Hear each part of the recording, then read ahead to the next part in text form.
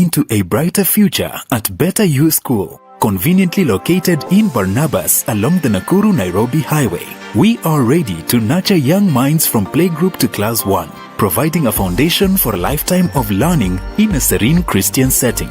Enroll in the ongoing intake and take a step into a world of discovery and growth. Located just 400 meters off Ruby's petrol station on the way to Luna Hotel, we are at the Chosen Generation Church Barnabas Sanctuary. To secure your spot, call 0790-899-899 or visit us at the Chosen Generation Church Barnabas. Better You School, bettering your future.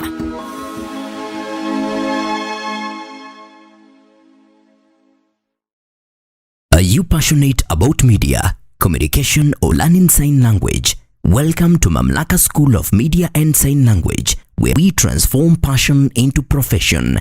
We offer comprehensive courses in Kenya Sign Language and Interpretation, ideal for anyone looking to bridge communication gap and make a difference in people's lives.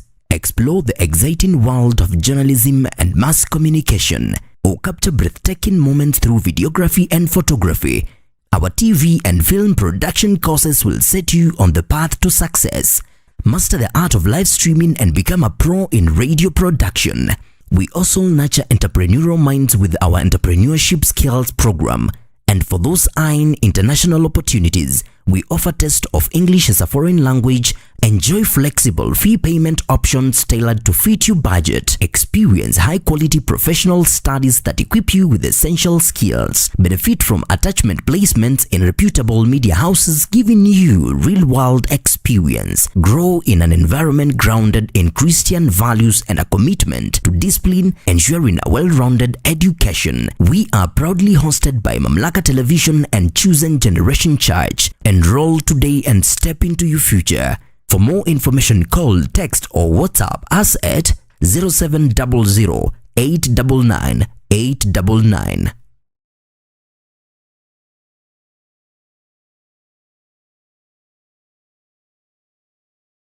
Nakuru College of Commerce and Hospitality offers comprehensive education ranging from artisan levels to advanced diplomas.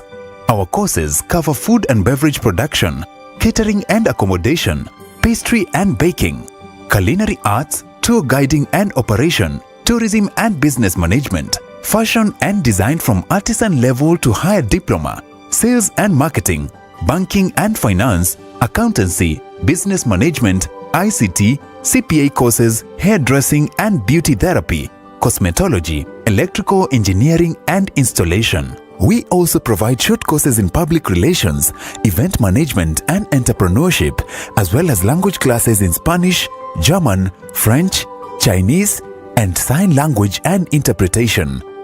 Our accredited examining bodies include NEC, ICM, CASNEB, NITA, and KISM. Accommodation is available for out-of-town students.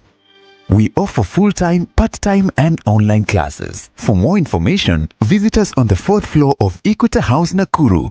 Contact us at 0727 424 698 or 0721 582 532 or email info@nakurucollege.ac.ke.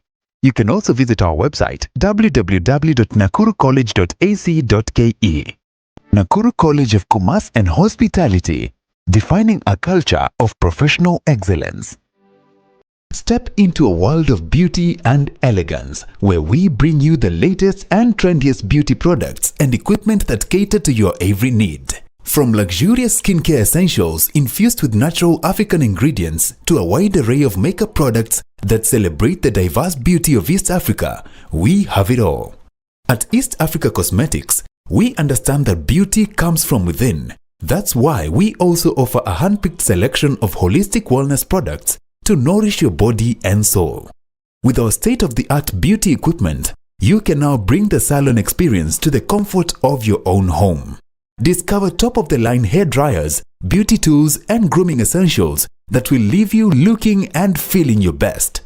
Whether you're a makeup enthusiast, a skincare devotee, or a salon professional, East Africa Cosmetics is here to support your beauty journey every step of the way. But wait, there's more.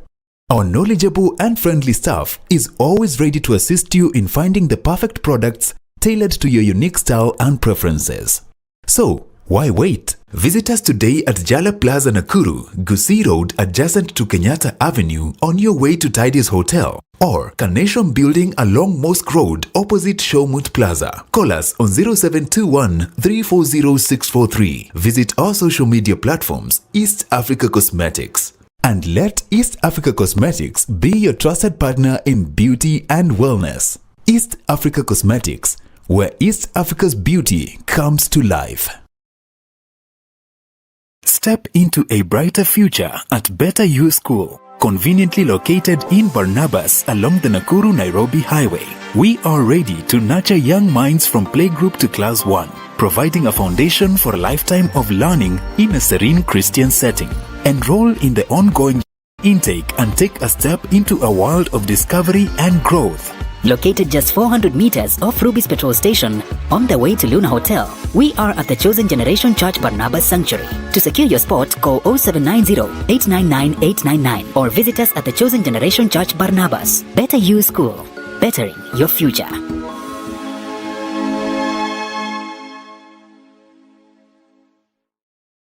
Are you passionate about media, communication, or learning sign language?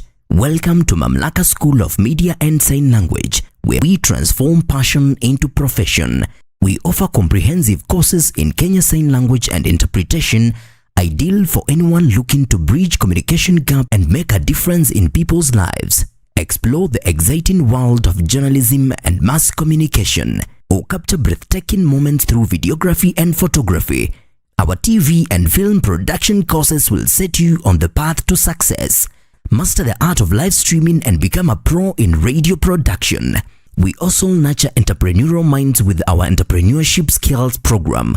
And for those eyeing international opportunities, we offer test of English as a foreign language. Enjoy flexible fee payment options tailored to fit your budget. Experience high-quality professional studies that equip you with essential skills. Benefit from attachment placements in reputable media houses, giving you real-world experience. Grow in an environment grounded in Christian values and a commitment to discipline, ensuring a well-rounded education. We are proudly hosted by Mamlaka Television and Chosen Generation Church. Enroll today and step into your future. For more information, call, text or WhatsApp us at 0700 899 899.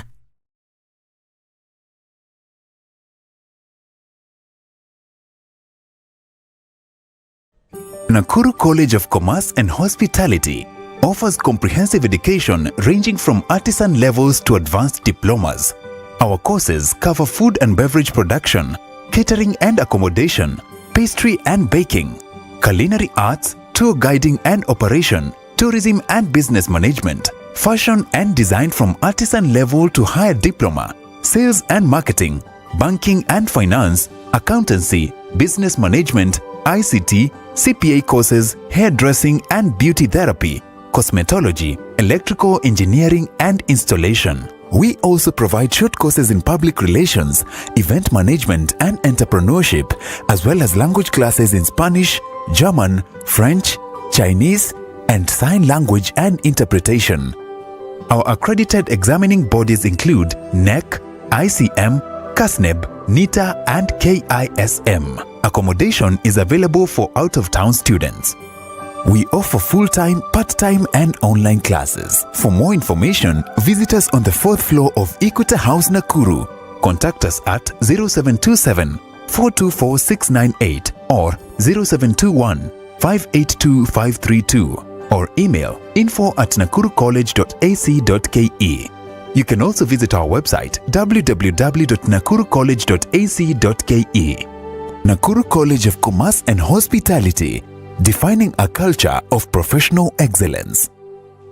Step into a world of beauty and elegance, where we bring you the latest and trendiest beauty products and equipment that cater to your every need. From luxurious skincare essentials infused with natural African ingredients to a wide array of makeup products that celebrate the diverse beauty of East Africa, we have it all. At East Africa Cosmetics, we understand that beauty comes from within. That's why we also offer a hand-picked selection of holistic wellness products to nourish your body and soul. With our state-of-the-art beauty equipment, You can now bring the salon experience to the comfort of your own home. Discover top-of-the-line hair dryers, beauty tools, and grooming essentials that will leave you looking and feeling your best. Whether you're a makeup enthusiast, a skincare devotee, or a salon professional, East Africa Cosmetics is here to support your beauty journey every step of the way. But wait, there's more. Our knowledgeable and friendly staff is always ready to assist you in finding the perfect products tailored to your unique style and preferences. So, why wait? Visit us today at Jala Plaza Nakuru, Gusii Road adjacent to Kenyatta Avenue on your way to Tidy's Hotel, or Carnation Building along Mosque Road opposite Showmut Plaza. Call us on 0721 340 643. Visit our social media platforms, East Africa Cosmetics. And let East Africa Cosmetics be your trusted partner in beauty and wellness. East Africa Cosmetics, where East Africa's beauty comes to life. Step into a brighter future at Better You School, conveniently located in Barnabas along the Nakuru-Nairobi Highway. We are ready to nurture young minds from playgroup to class 1, providing a foundation for a lifetime of learning in a serene Christian setting.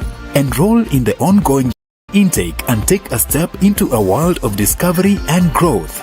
Located just 400 meters off Ruby's petrol station on the way to Luna Hotel, we are at the Chosen Generation Church Barnabas Sanctuary. To secure your spot, call 0790-899-899 or visit us at the Chosen Generation Church Barnabas. Better You School, bettering your future.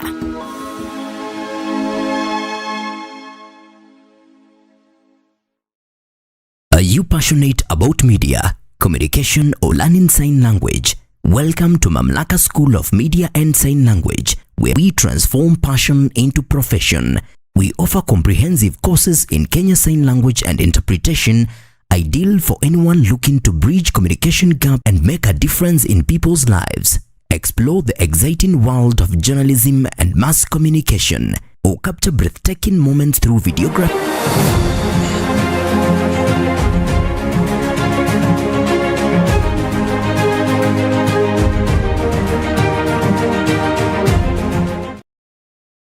Naam, hujambo mtazamaji popote ulipo, karibu kwenye kipindi chetu leo hii ikiwa ni siku ya Ijumaa, tarehe ni 6 mwezi wa 12 mwaka wa 2025. Ni mwezi wa Disemba na tunasema Merry Christmas and Happy New Year in advance. Tunawatakia kwamba mambo yatakuwa sawa siku ambazo zimeweza kusalia, na pia tunamwomba Mwenyezi Mungu aweze kutujalia, kuweze kutuneemesha siku ambazo zimesalia tunapovuka mwaka, uwepo wake na neema zake siweze kutuondokea. Tunaomba kwamba hata wale ambao wanahisi maumivu, tunaombea nafuu ya haraka zaidi. My name is Nyongesa Derek and this is Mamlaka Breakfast. Today we have a lot to talk about. Na hii leo basi katika awamu yetu ya pili tutakuwa tunaangazia na mada kuhusu the role of kings and priests in the society. Na hasa msimu huu wa Christmas, ni vipi tutakuwa tunajiandaa kusherehekea na wenzetu. Na pia vile vile nitakuwa na kisha tuweze kujua haswa in terms of helping those who are in need. Better You watakuwa na mradi upi? Nitakuwa nawaeleza pindi tu tunapoendelea na kipindi chetu. Ningependa pia kukusihi ya kwamba iwapo ungependa kuzungumza nami, unaweza kufanya hivyo kupitia mitandao zetu za kijamii, on Facebook Mamlaka Television, on YouTube Mamlaka Television, na pia vile vile unaweza kutumia ukurasa wangu wa Facebook Nyongesa Derek Official. That is my official Facebook page. Na pia unaweza kutumia akaunti yangu Nyongesa Derek, unaweza kuitumia kuweza kunitumia ujumbe mfupi pale. Na upande wa kupiga simu, nambari zetu za simu ziko wazi 0721 899 899. Nambari nyingine ya simu ni 0700 899 899. Unaweza kutumia nambari hizo kuweza kututumia ujumbe mfupi popote ambapo unanitazama ukiwa pale nyumbani, unaendelea na shughuli zako za kila siku. Basi nasema karibu kwenye kipindi hiki. Iwapo unasafiri, kumbuka kuna wale ambao bado wanasafiri wakielekea kwao manyumbani, wanatoka mjini wakielekea, naweza kusema kijijini ama mashambani. Nasema kwamba safari ikawe njema. Na wale ambao wananitazama kupitia njia ya mtandao, pia nawakaribisha kwenye kipindi hiki tuweze kuendana pamoja. Na pia katika kipindi hiki nakupatia nafasi ya kuwe kama mfanya biashara, uweze kuendeleza ama kuboresha biashara yako. Iwapo unafanya biashara ya salon ama kinyozi ama unauza bidhaa za mapambo, ninakuhusisha na kanda ambayo itakwenda kupatia nafasi ya kuweza kujiendeleza katika biashara hiyo. Na pia upande wa masomo tunakupatia nafasi ya elimu.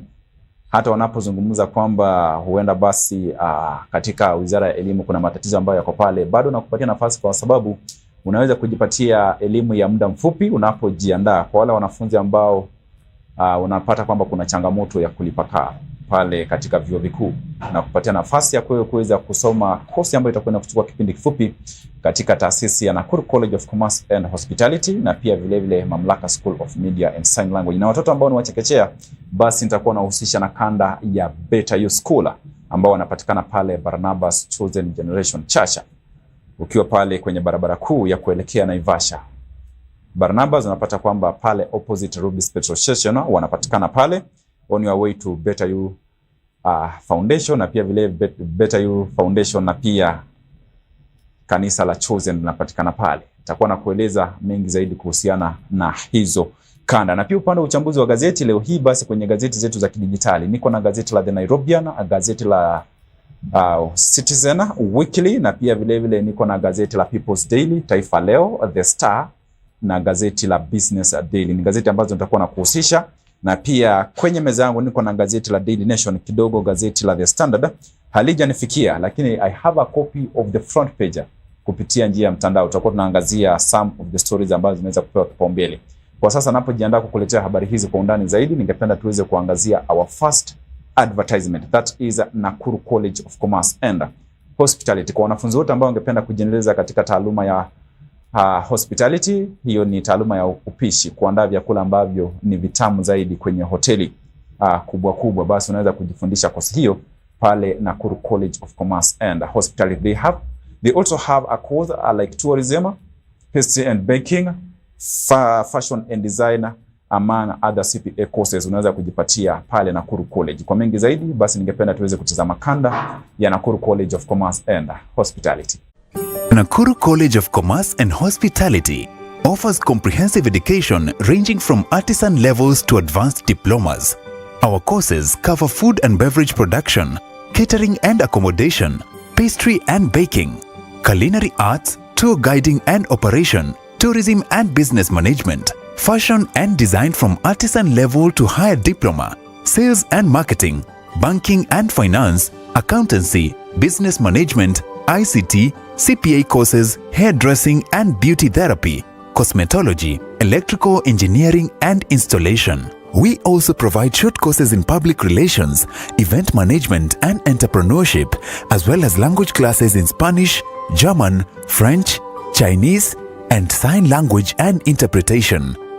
Our accredited examining bodies include NEC, ICM, CASNEB, NITA, and KISM. Accommodation is available for out-of-town students.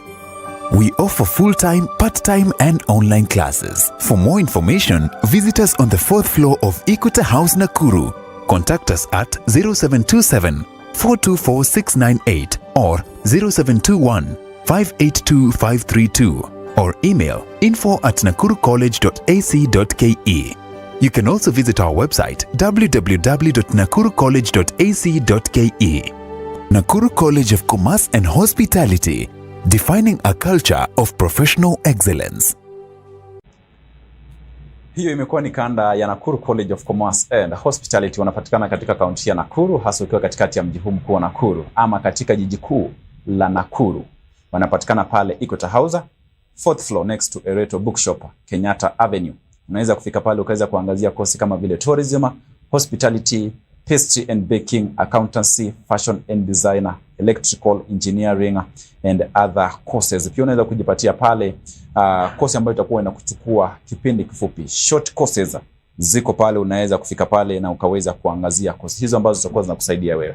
Upande wa mitihani pia they have ICM, NEC, CASNEB, NITA and KISM. Ni mitihani ambayo inapatikana pale Nakuru College of Commerce and Hospitality. Mazingira yameweza kuboreshwa na wale ambao pia wanafanya kazi wanaweza kupata nafasi ya kusoma pale kupitia njia ya mtandaoni.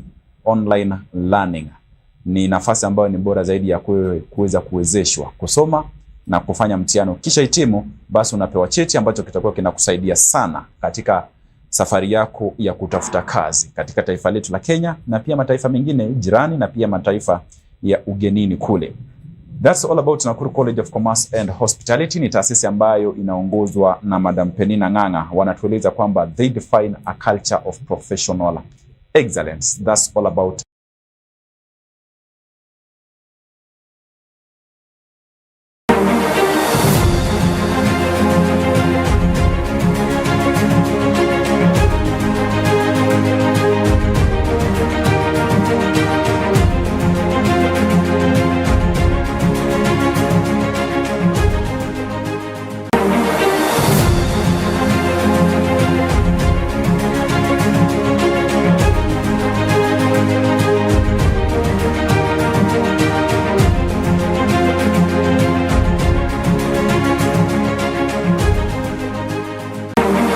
Step into a brighter future at Better You School, conveniently located in Barnabas along the Nakuru-Nairobi Highway. We are ready to nurture young minds from playgroup to class 1, providing a foundation for a lifetime of learning in a serene Christian setting.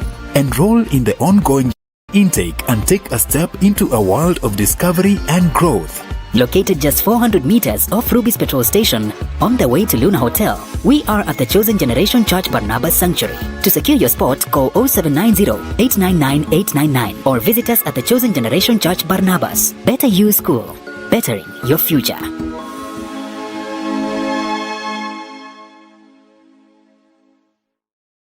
Are you passionate about media, communication, or learning sign language? Welcome to Mamlaka School of Media and Sign Language, where we transform passion into profession. We offer comprehensive courses in Kenya Sign Language and Interpretation, ideal for anyone looking to bridge communication gap and make a difference in people's lives. Explore the exciting world of journalism and mass communication, or capture breathtaking moments through videography and photography. Our TV and film production courses will set you on the path to success.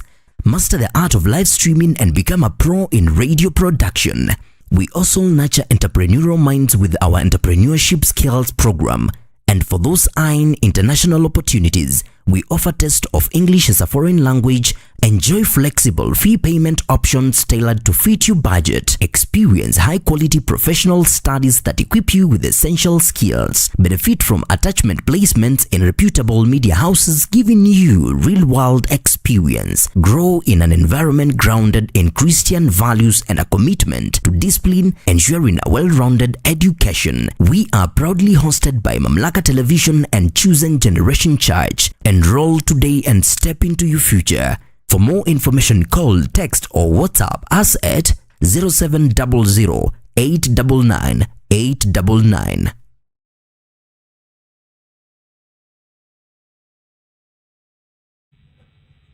Naam, karibu tena mtazamaji. Tutatuia radhi kidogo, kumekuwepo na matatizo lakini yameweza kushughulikiwa pale. Thank you so much for Joseph Madenge wakiwa na Robert Kitarbe Mboi and Katelini James, na upande wa pili tuko naye Pauline na Nzala. Wameweza kuhakikisha kwamba tumeweza kurejea tena. Na mtakuwa na kuelekeza moja kwa moja hadi kwenye gazeti zetu za siku ya leo, hasa gazeti ambazo zinapatikana kwenye mtandao. I have the front page of the Nairobian. Leo hii basi ikiwa ni siku ya Ijumaa, tuna habari ambazo zimeweza kuangaziwa hapa kwenye ukurasa wa kwanza kwenye gazeti la The Nairobian. And on page number 14 and 15 we have the story about gold's tarnished glow.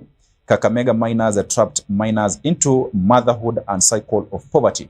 That story is on page number 14 and 15. Gold's tarnished glow. Kakamega miners are trapped miners into motherhood and cycle of poverty. That story is on page number 14 and number 15 of the Nairobian newspaper. And on page number 22 and 23, these are the highlights. We have a turning tide. Medicine to save mothers from a deadly postmortem. Sorry, not postmortem, but postpartum. Ni habari ambazo zinapatikana katika ukurasa huu wa 22 na 23 kwenye gazeti la The Nairobian.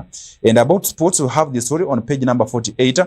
Superstar Wanyonyi's journey from a Hearts boy to Olympic champion. The story is on page number 48 of the Nairobian.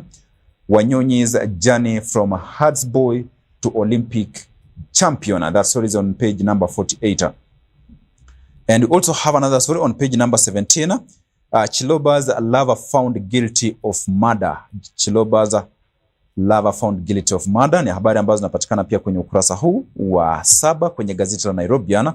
And on page number 8 we have another story about a mason in court after hitting a lady over sex. The story is on page number 18. Ni dhulma dhidi ya ngono pale. Anatueleza kwamba mason in court after beating a lady over sex. This is a sex stories ambazo zinapatikana katika ukurasa huu wa 8, na tunaeleza kwamba kichwa kikuu we have fatal attraction. Fatal attraction, how secret lovers plotted their death. How secret lovers plotted their death. The stories on page number 4 and 5 of the Nairobian. We have a Romeo and Juliet. US-based Angela Mora took a secret flight to Nairobi, leaving husband and baby behind to meet lover Vincent Bosire. And in a twist of fate, the two trade medics failed to save their lives and instead used their expertise to exit the world, enter their bodies, were found in an embrace of death. That story is on page number 4 and 5 of the Nairobian. That's all about the front page of the Nairobian. I will also have a look at the Citizen. This is also a newspaper of the day. Na tunaelezwa kwamba how Tanzania can have more local billionaires. The story is on page number 2. How Tanzania can have more billionaires. The story is on page number 2 of the Citizen. Ni habari ambazo zinapatikana katika ukurasa huu wa pili kwenye gazeti la The Citizen. Tunaweza kwamba how Tanzania can have more local billionaires. Ni habari ambazo nitakuwa naziangazia kwa undani zaidi. Kidogo naona matatizo ya mtandao kidogo inatoweka, lakini nimeweza kupata tena. Tunaelezwa kwamba prominent Tanzanian business leaders yesterday called for concerted efforts to create homegrown billionaires by empowering local investors and fostering an environment that encourages local participation in economic development. The story is on page number 2 of the Citizen. And on page number 7, we have another story. On the same page, Step into a brighter future at Better You School, conveniently located in Barnabas along the Nakuru-Nairobi Highway. We are ready to nurture young minds from playgroup to class 1, providing a foundation for a lifetime of learning in a serene Christian setting. Enroll in the ongoing intake and take a step into a world of discovery and growth. Located just 400 meters off Ruby's petrol station, on the way to Luna Hotel, we are at the Chosen Generation Church Barnabas Sanctuary. To secure your spot, call 0790-899-899 or visit us at the Chosen Generation Church Barnabas. Better You School, bettering your future.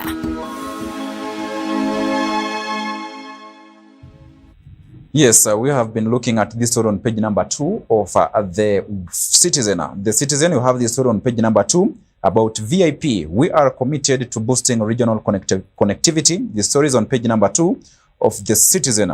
Na tunaweza kwamba Vice President Philip Mpango says Tanzania sees the Lobito corridors as part of the broadcast strategy, or rather broader strategy to embrace Africa's connectivity and prosperity, adding that it is in line with the country's national priorities and regional commitment. These are rather on the process of ensuring that they have more local billionaires in our neighborhood country, Tanzania. And on page number 3, we have another story about government out to ensure that research benefits the nation. And the government is now out to ensure that research benefits the country. It might be about the healthcare system and other relevant organizations ambazo zinaweza kusaidia kuhakikisha kwamba the country is at a better place and in a good state. The story is on page number 3 of the Citizen. And lastly, we have the story on page number 4. Worshippers lives with the pastors. Worshippers lives with the pastor's body for the 2 months. The story is on the page number 3 of the Citizen. The story zinapatikana katika ukurasa huu wa pili kwenye gazeti la The Citizen. Worshippers lives with the pastor's body for 2 months. That's all about the front page of the Citizen. And I also have the Business Daily. Kuna habari ambazo zimeweza kuangaziwa pia kwenye gazeti la Business Daily. na tunaeleza kwamba public servants paid tax on expense claims. Public servants paid tax on expense claims. The story is on page number 10. Amendment bill passed by parliament. Experts warn benefits prone to abuse. Ni habari ambazo zinapatikana katika ukurasa huu wa 10 kwenye gazeti la Business Daily. We have another story on page number 9. Hours after his arrest, it was clear to keen observers that Benson Ndaita's bid was Bamburi Cement's takeover was doomed to failure. Ni harakati ama ni katika harakati samahani kidogo, ni katika harakati ya kuhakikisha kwamba wanapata yule ambaye atakuwa anajiendeleza ama atakuwa anaendeleza kampuni hii ya sementi, Bamburi Cement. The story is on page number 10, na tunaweza kwamba mojawapo we have this man called Benson Ndaita ambaye tunaweza kwamba his bid was doomed to failure, or rather his takeover was doomed to fail. That story is on page number 9 of the Business Daily. We have another story on page number 4. Kenya's raid savings borrows to repay loans. Kenyans raid savings to borrow, or rather Kenyans raid savings borrow to repay loans. Unapata kwamba Wakenya tunaeleza kwamba wamekuwa wakikopa loni. Unapata kwamba from their savings now they have to go back to their savings in order to pay for those loans. Umeweza kwenda ukapokea mkopo katika benki ama katika sako yote pale, unapata kwamba biashara haikufanya vyema zaidi na unaishia kuweza kuhakikisha kwamba you go back to your savings to repay your loan. Let's have our second advertisement, that is Mamlaka School of Media and Sign Language.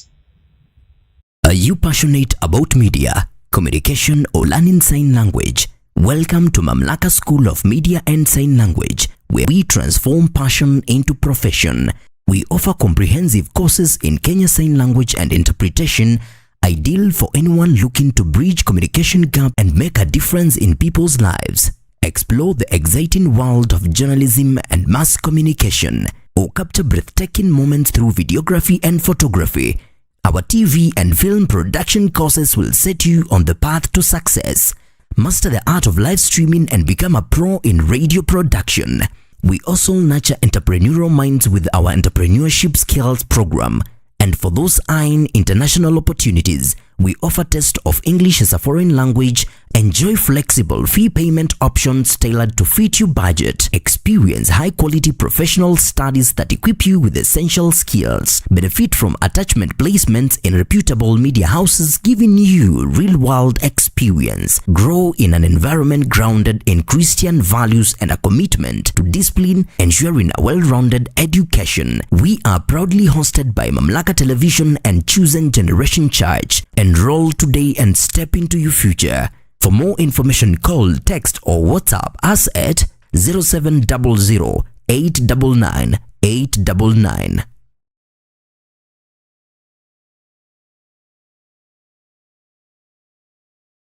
Naam, karibu tena mtazamaji. Hiyo imekuwa ni kanda ya Mamlaka School of Media and Sign Language. Wanapatikana katika kaunti ya Nakuru, ama tunapatikana hapa Kenyatta Avenue, Uniman Building, first floor, that is above Shaz Outfitters, na pia tunapatikana pale katika orofa ya 5. Hapo basi ungependa kujiunga nasi uweze kujiendeleza katika taaluma ya wanahabari, uweze kubobea zaidi, basi hakikisha kwamba unajiunga na taasisi hii ya Mamlaka School of Media and Sign Language. Unaweza kujifunza pale TV production, radio production, filming, live streaming, videography and photography. Pia tuna somo la sign language and interpretation ama lugha ya ishara.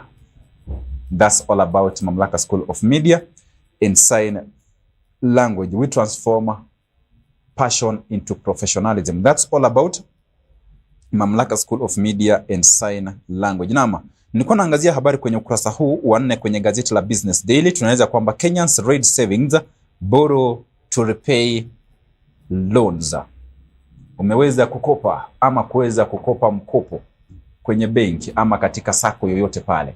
Unapata kwamba biashara ambayo uliweza kuwa unaitegemea haikufanya vyema hata zaidi. Unarejea katika mfuko wako, on your savings to repay that loan, ama unaweza kwenda kukopa loan nyingine kuweza kulipia loan ambayo uliweza kuikopa pale. Na tuliweza kufika hapa vipi? Basi ni katika mfumo huu wa kibiashara na pia vile vile our economy.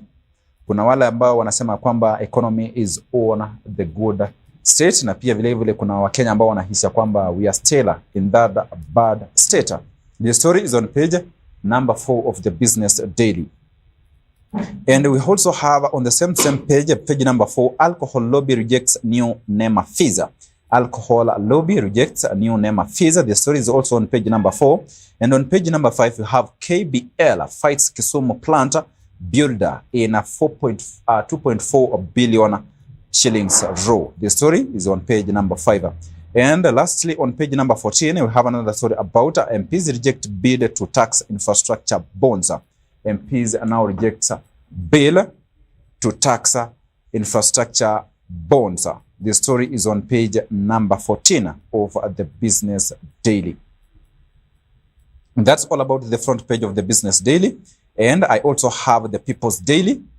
Niko na gazeti la People's Daily. And on page number 2, Ruto tells off county chiefs over medical equipment deal. Ruto tells off county chiefs over medical equipment bill. The story is on page number 2. Na ni habari ambazo tutakuwa tunaziangazia kwa undani zaidi pia kwenye gazeti la Daily Nation, kwa sababu ni habari ambazo zimeweza kupewa kipaumbele. Na rais alipozungumza hapo jana, inaonekana kwamba amepandwa na hasira, kwa sababu aliweza kusema kwamba ni yule mtu ambaye hajielewi, ambaye anaweza kulazimisha kuweza kutia sahihi katika mradi ambao labda haupendi ama anaona kwamba uko na kasoro, na akaweza kuwakashifu sana viongozi ambao wanasema kwamba waliweza kulazimishwa na serikali kuweza kutia saini. Kumbuka habari hizi tuliweza kuziangazia hapo jana, na rais ameweza kuzungumzia swala hili. Ruto tells off county chiefs over medical equipment deal. And on page number 5, we have Gachagua rejects Mount Kenya MPs who backed my removal. Now Gachagua tells the Mount Kenya region, or rather the Mount Kenya people, those people who supported that bill of impeachment, anasema kwamba waweze kuwakataa. Reject Mount Kenya MPs who backed my removal. The story is on page number 5 and it is about politics. Habari hizi zinapatikana katika ukurasa huu wa 5 kwenye gazeti la People's Daily. Now on page number 4, this is our headliner. We have county chiefs on the spot.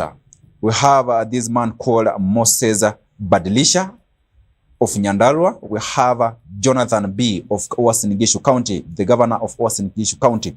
We have Godhana, Taita Taveta, not Taita Taveta, we have Godhana, we have Simon Kachapina. Na ni baadhi tu ya magavana ambao wameweza kuchapishwa hapa. We also have Governor Johnson Sakaja. Tunaweza kwamba 10 governors with zero development. The story is on page number 4 of the People's Daily.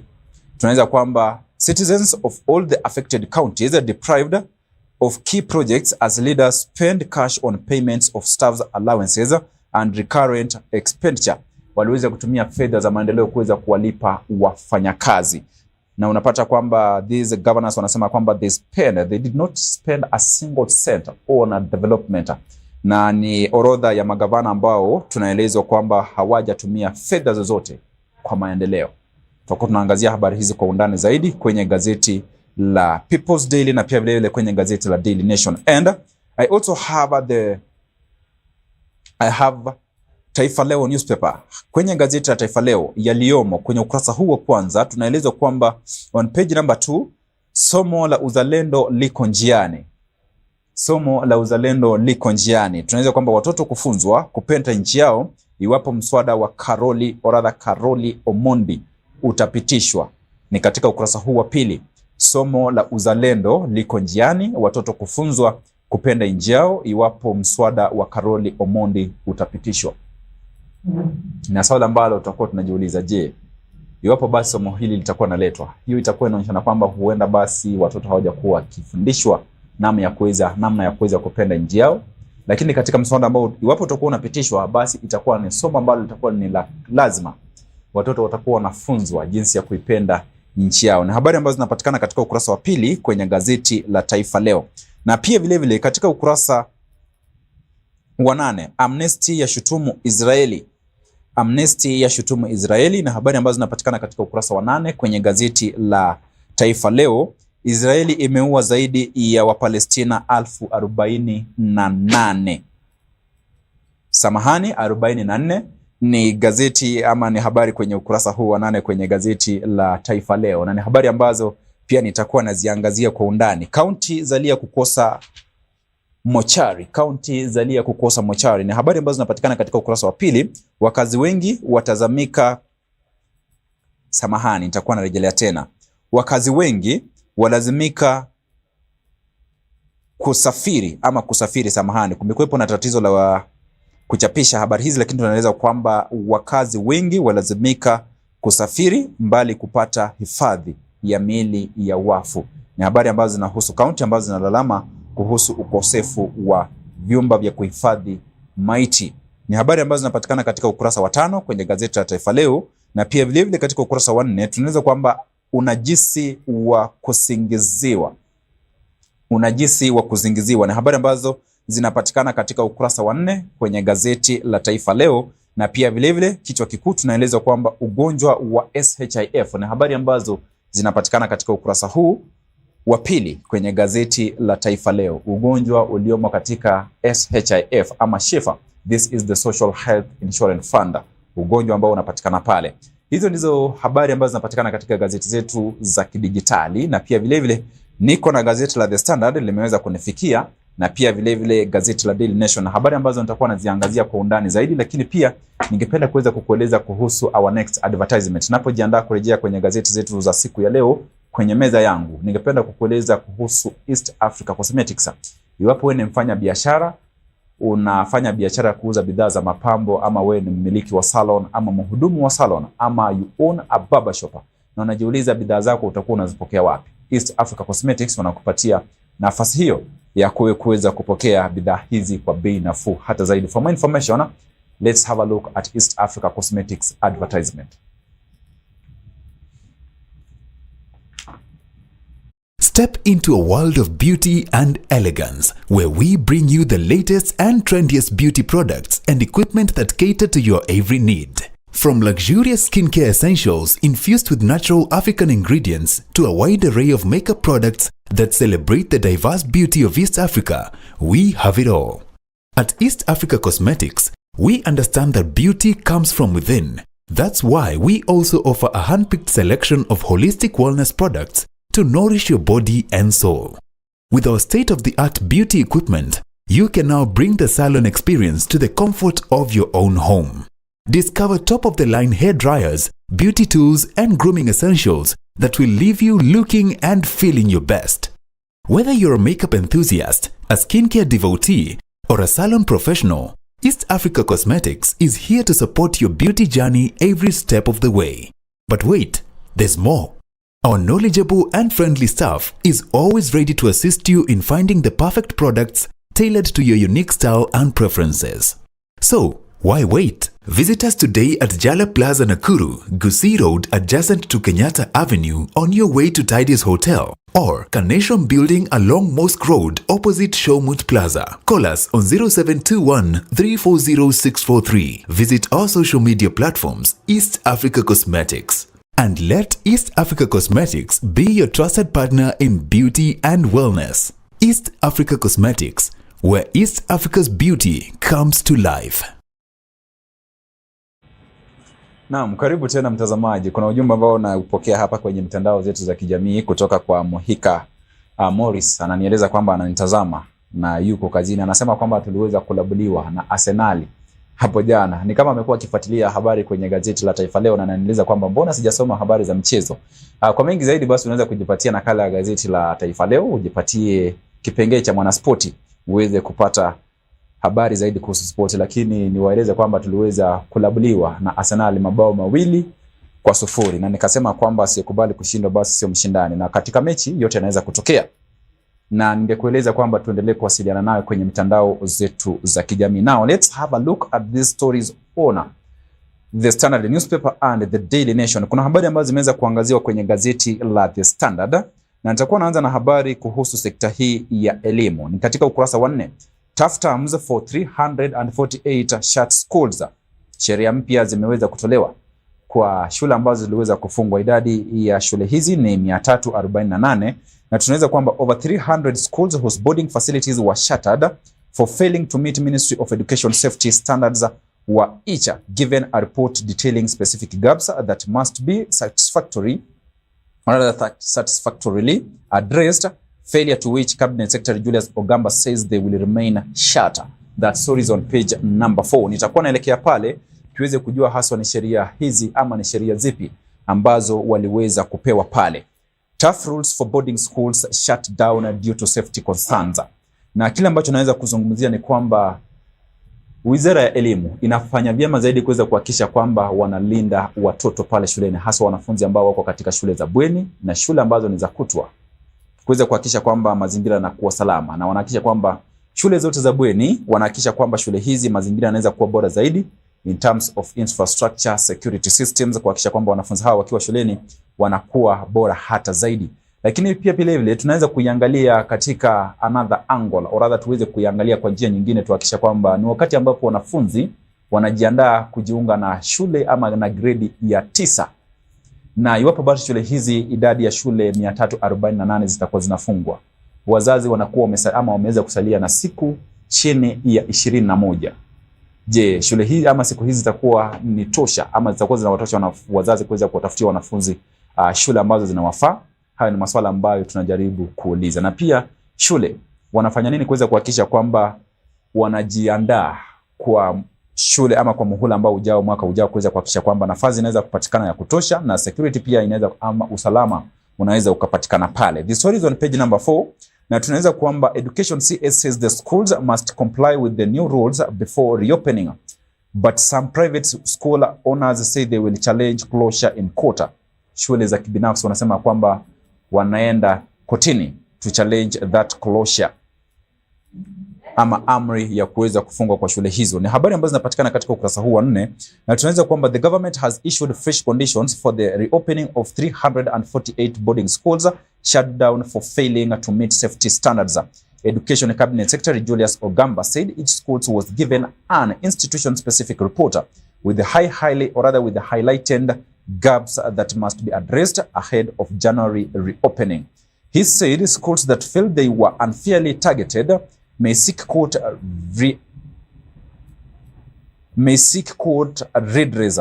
If somebody feels we have closed that section without following the manual or unfairly, or where somebody has not visited, the quickest thing to do is even to go to court and get it opened, the CS told senators yesterday. New rules have been implemented for them to ensure that they must comply with it for those institutions to make sure that they open come January next year, ifikapo tarehe 6 mwezi wa kwanza mwaka 2025.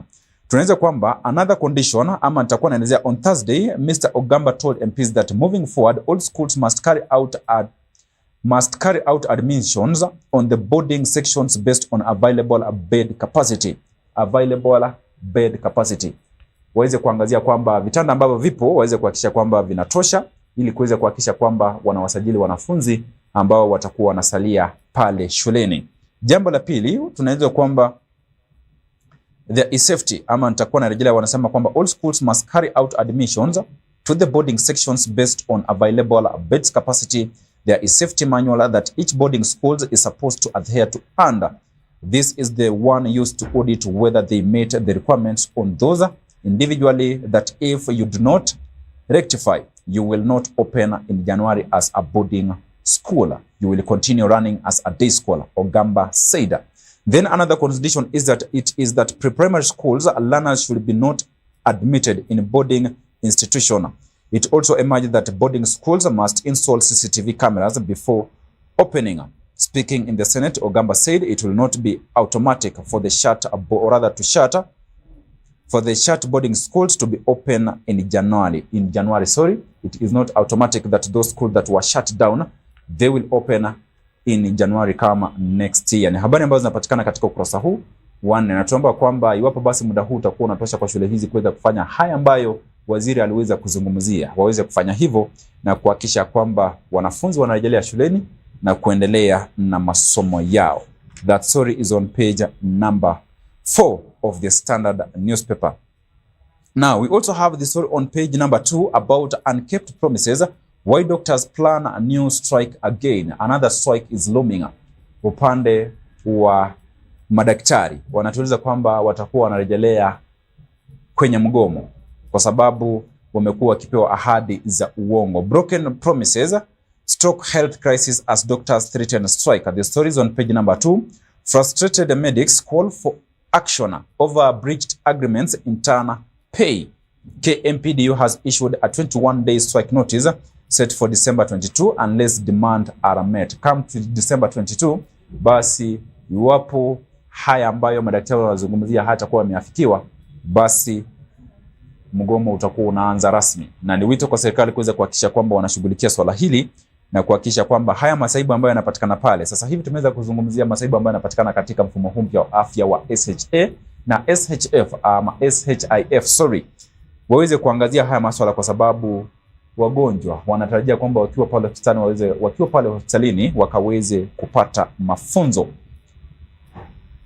Healthcare services are set to grind to a halt once again as doctors announced a second strike this year, leaving patients in desperate need of care to bear the brunt of unfulfilled promises by the Kenya Kwanza administration. Doctors under the Kenya Medical Practitioners, Pharmacists and Dentists Union, this is the KMPDU, wanatueleza kwamba they have declared the strike just 5 months after 56-day walkout in April. The ongoing impasse highlights a worsening healthcare crisis with the government's failure to honor agreement fueling unrest among medical professionals. And we also have the doctor strike in the year 2016-2027. Doctors were on strike for 100 days leading to signing offer 2017 CBA. In December 22, doctors were on strike for 4 days. In March 2024, doctors were on strike for 56 days. And 100 days, this is the number of doctors strike reported in the last 7 years. Then we also have dishonored deals, ile ambayo waliweza kukosa kuangazia pale. Payment of basic salaries, arrears, payment of interns as per court order, then a provision of medical insurance, payment of postgraduate school fees, then we also have promotion of doctors, and lastly, payment of postgraduate students, any extra work beyond 48 hours. The story is on page number 2 of the Standard newspaper.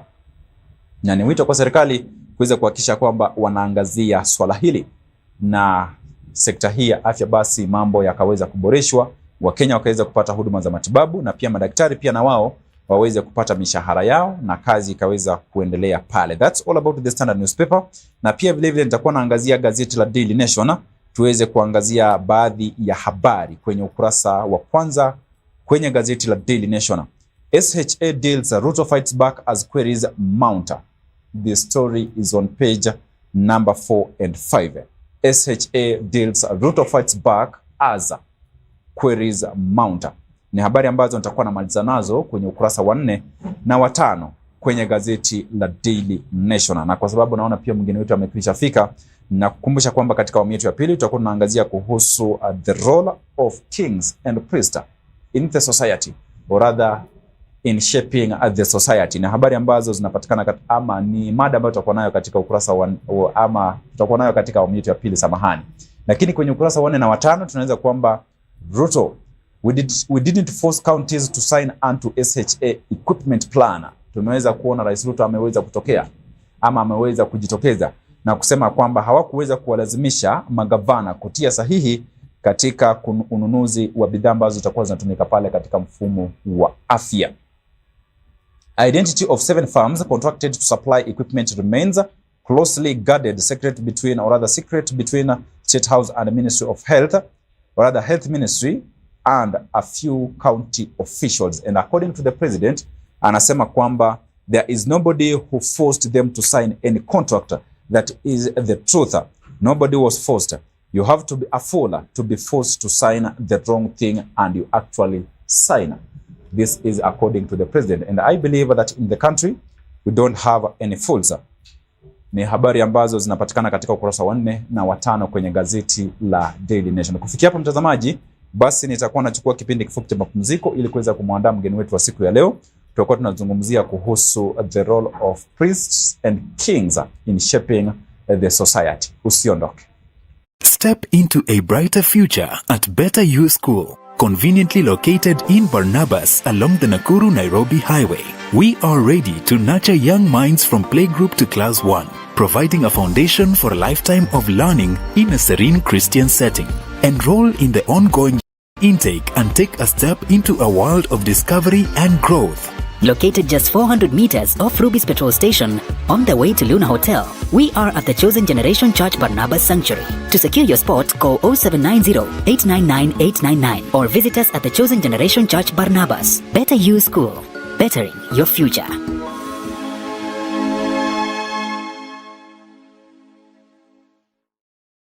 Are you passionate about media, communication, or learning sign language? Welcome to Mamlaka School of Media and Sign Language, where we transform passion into profession. We offer comprehensive courses in Kenya Sign Language and Interpretation, ideal for anyone looking to bridge communication gap and make a difference in people's lives. Explore the exciting world of journalism and mass communication, or capture breathtaking moments through videography and photography. Our TV and film production courses will set you on the path to success. Master the art of live streaming and become a pro in radio production. We also nurture entrepreneurial minds with our entrepreneurship skills program.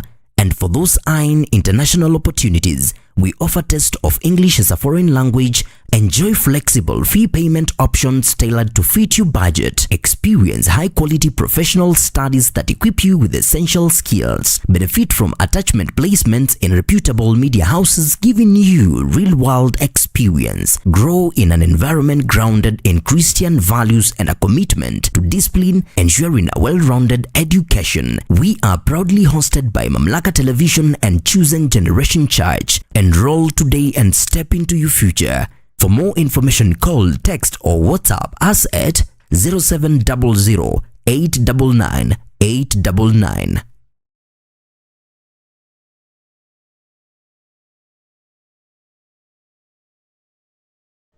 Nakuru College of Commerce and Hospitality offers comprehensive education ranging from artisan levels to advanced diplomas.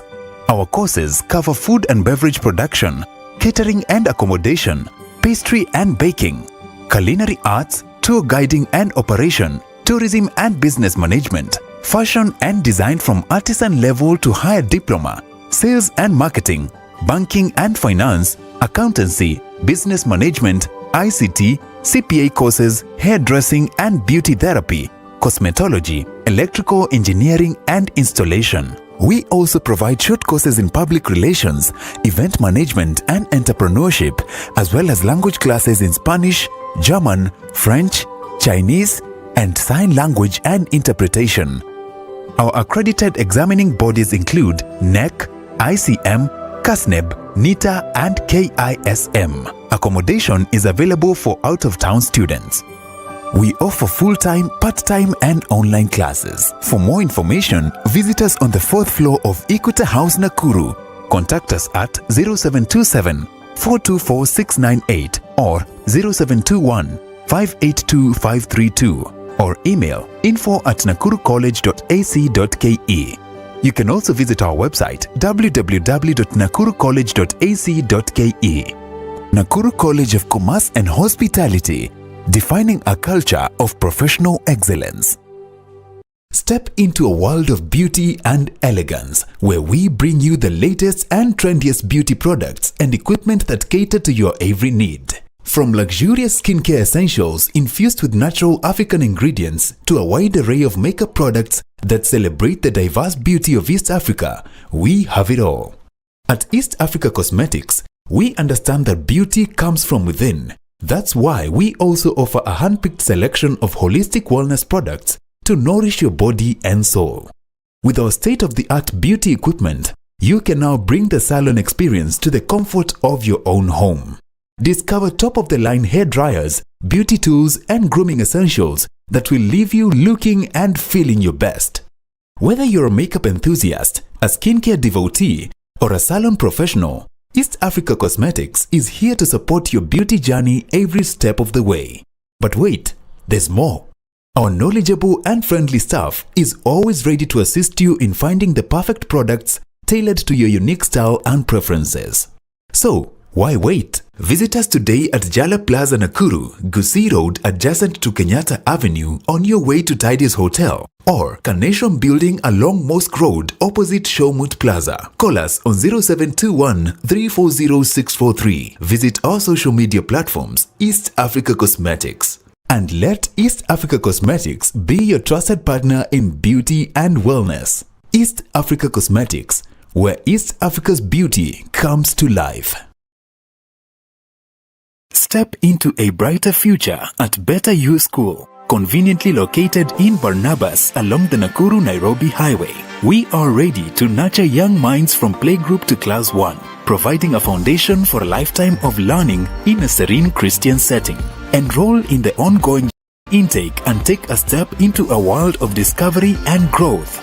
Located just 400 meters off Ruby's petrol station on the way to Luna Hotel, we are at the Chosen Generation Church Barnabas Sanctuary. To secure your spot, call 0790-899-899 or visit us at the Chosen Generation Church Barnabas. Better You School, bettering your future.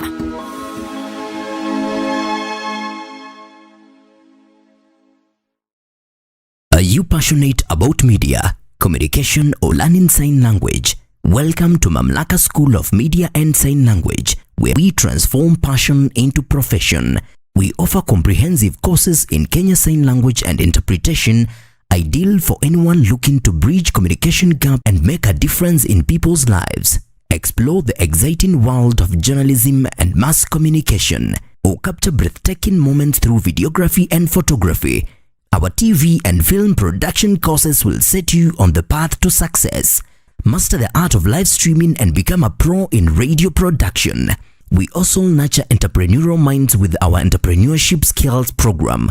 And for those eyeing international opportunities, we offer test of English as a foreign language. Enjoy flexible fee payment options tailored to fit your budget. Experience high-quality professional studies that equip you with essential skills. Benefit from attachment placements in reputable media houses, giving you real-world experience. Grow in an environment grounded in Christian values and a commitment to discipline, ensuring a well-rounded education. We are proudly hosted by Mamlaka Television and Chosen Generation Church. Enroll today and step into your future. For more information, call, text, or WhatsApp us at 0700 899 899.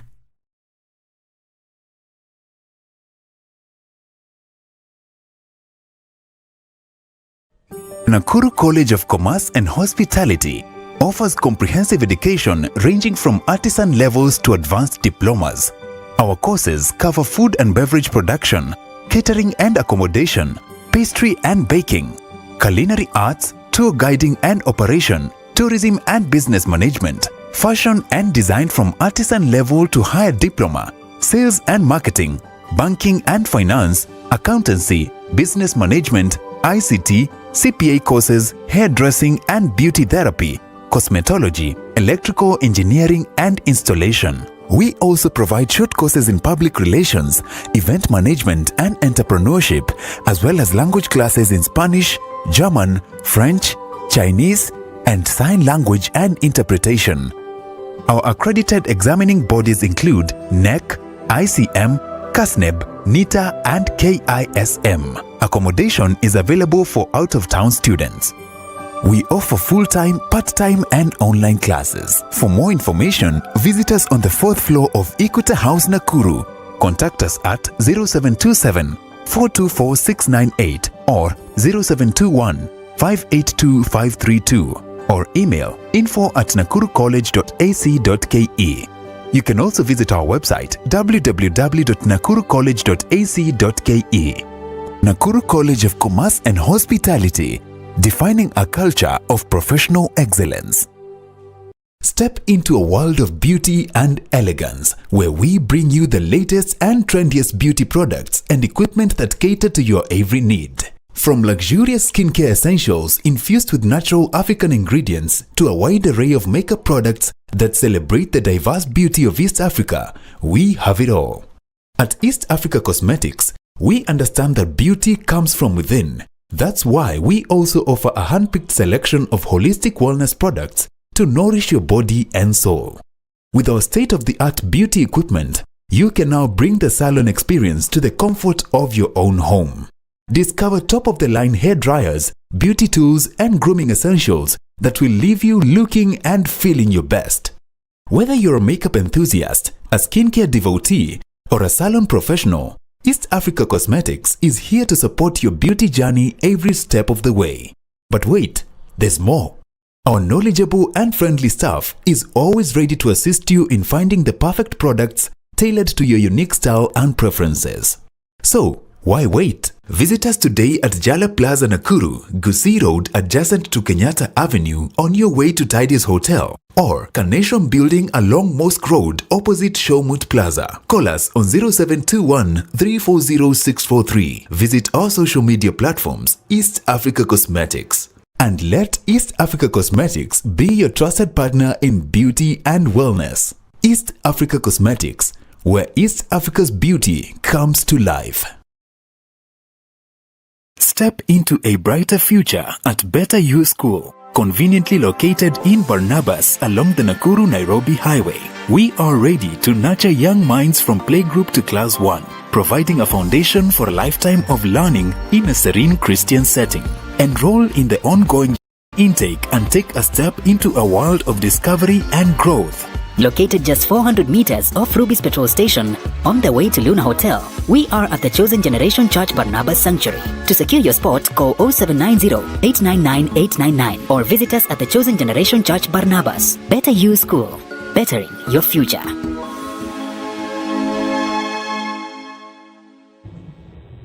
Naam, karibu tena mtazamaji katika awamu yetu ya pili. Hii leo basi nimeweza kubahatika kuona Daktari Alice Mugure, who is a missionary too. Tutakuwa tunaangazia tuweze kujua haswa the role of the kings and priests in shaping the society. Tutakuwa tunaangazia mada hiyo na pia tukupatia nafasi ya kuweza kuuliza maswali. Unaweza kutumia mitandao zetu za kijamii on Facebook Mamlaka Television, on YouTube Mamlaka Television, na pia vile vile unaweza ukatumia nambari zetu za simu 0721 899 899. Nambari ya simu nyingine ni 0700 899 899. Unaweza kutumia nambari hizo kuweza kuwasiliana nasi siku ya leo. Na iwapo basi una swali ambalo limekuwa likikukanganya, uliza hilo swali, tutakuwa tunajibiwa. Tuko na Daktari Alice Mugure ambaye tutakuwa tunazungumza naye kuhusiana na mada hii, role of kings and priests in shaping the society. Ni mada ambayo tunaiangazia siku hii ya leo. Ningependa kuchukua nafasi kuweza kumkaribisha our guest, Dr. Alice Mugure. Good morning. Morning. Uko salama? Niko salama. It's a pleasure to have you today on Mamlaka Breakfast. Pleasure to have me too. Yeah, how have you been? Safari imekuwa vipi? I've been good. Yeah, serving God. Yeah. As a missionary, hii safari ilianza vipi ama ulianza lini? More than 3 decades ago, when I was in my 20s. Early 20s? Yeah. Where have you been? Have you been traveling from nation to nations? By the grace of God, Yeah. I am at my 40th nation now, and still counting. Yeah. Wow. Okay, now today I want us to talk about the role of kings and priests in the society. Yeah. First, who is a king and who is a priest? Thank you so much. Yeah. A king, just by the general definition, is someone that has been empowered to rule over a territory. A territory. Yes. You will find that basically some kings draw it from their family lineage. Yeah. They are those we call royal family, where the kingship or that royalty is just flowing in their DNA. There are nations that also have those kings. Like in Uganda, we have the Kabakas. Yeah, Kabaka. And that is something that has been there for long. Yeah. That is the general one. The general. The general one. Yeah. Those are the kings. Yes. Now, when it comes to priest, how can we define a priest? We would define a priest as someone who stands between God and people And people. to offer sacrifices. Yeah. Yes. A person who stands before people and God to offer a sacrifice. Before that person, or between. Yes. Yeah, not before, between. Between. Yeah. Yes. Now I understand that. Okay, I want us to have a little background on the historical aspect of the significance of kings and priests in the early, or rather in the ancient age. Is it in the Bible? In the Bible, can be in the Bible, yeah. Yeah. So you find that the whole idea of kingship derives from the king himself, who is God. God is our king, he's our judge, he's our lawmaker. He himself is king because he was from the beginning, and everything else that we see actually comes from him. So we wouldn't be talking about kings if that thing did not come from God. So God himself is king. That's why we call him the King of Kings. Yeah. So if he's the King of Kings, it means there are other kings, but he stands out as the king of those kings. Yeah. So the whole idea, if you read Genesis chapter 1 and verse 26, then 27 and 28, it is very clear that God intended to make kings actually. Because in the sixth day, then God, after having created everything, he said, let us make man in our own image and after our own likeness. So, which is to mean, if he himself is king, then that image and that likeness is what he wanted to put into man. So again here, we see that you can't be a king until that thing is passed over. Even if it's from the genealogical bit or from the DNA, then now in the biblical perspective, God now has made us kings because we come from him. We have his image and we have his likeness. Because he is king, now we have become kings. And then you look at verse 28, he now commanded man to be fruitful, to multiply, it was not a request, it's like a command. Be fruitful, multiply, replenish the earth, subdue the earth, and have dominion. Again, we said a king is in charge of a territory. Yes, to rule and to exercise dominion. So this aspect is from God. Again, you look at God having created us in his own image and his own likeness. Now, we bear that kingship, that part of God that is kingship, and then he now gave Adam dominion. Yes, it was to have dominion. And it was a serious thing. It was a very serious thing. And I believe we are getting into this understanding again to get back there to that place, to get back there into that place. Now, when you look at the Bible in Revelation, you see it starts with the dominion, right from creation. And then at the close of the Bible, the last book of the Bible, Revelation 1 and verse 6, the Bible says that God has made us. Not he will make us, not he is making us. He has made us kings and priests unto God, to whom be glory and dominion forever. Revelation 5 and verse 10, the Bible says, and has made us kings and priests, and we shall reign forever. So that aspect is something that God intended from the beginning. And we can't wish away, we can't run away from it. He has made us. He's not planning to, he has made us. That is who we are. And if I may ask, because I believe in your definition, you have said that the Lord is already our king. Yes. Then why was there a need for him to pick a king to be among us, to represent us, if he is the king? Some people may ask that question. Because now again we go to Genesis 1, verse 26. He said, let us make man in our image and in our likeness. Then he commands them to have dominion. Now, God, like, passed over part of him, part of who he is, part of his authority to man. That was God's will and God's wish when he was creating man. Remember this man that has his image and his likeness. Yes, to rule on the earth. Wow. That is why. Do they have any responsibilities like this now your responsibility as a king? You have to do this, do not do this, and this is now the responsibility of a priest. Do they have any responsibilities? Yes, they have, because then a king would be in charge of a territory, like I've just said. And a territory has many things. Take like a nation, for example. A geographical nation, which has a geographical boundary. A nation is something that is an area, geographical demarcated area, endorsed by the United Nations as a nation. And you find that that nation has a lot that goes on. There are people there, there are departments there, Parliament is there, like in Kenya, Senate is there, we have county governments, we have all the cabinet ministries, there is life going on.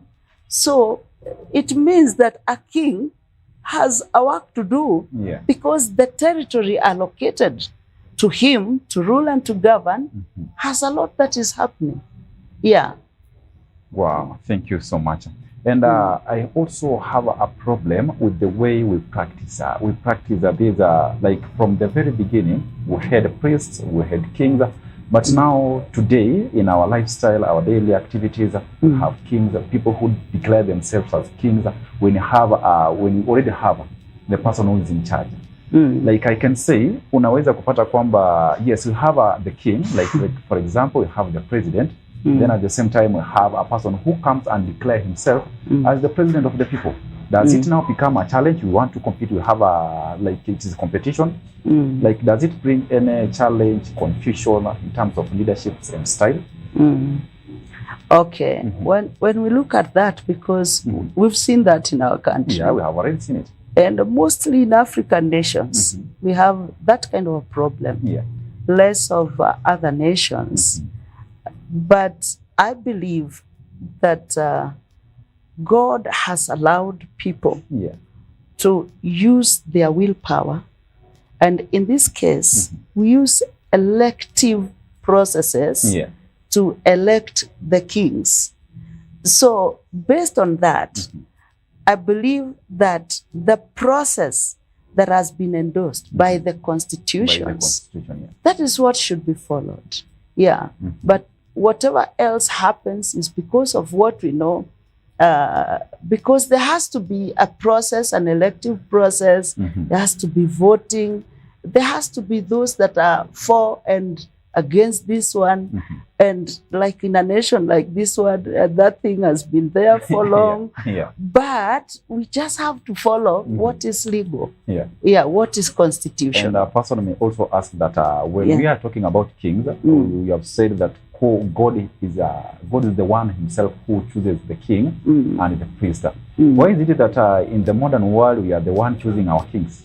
We go to the ballot, we elect our kings. You know, that's why I'm asking whether we are talking about kings in the aspect of the nations or the kings, in the church.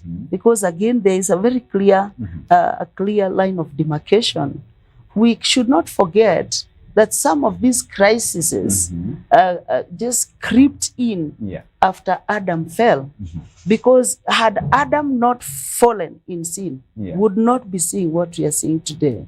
So now again, God, through Jesus Christ, had to bring a solution so that we can go back to the original plan of God.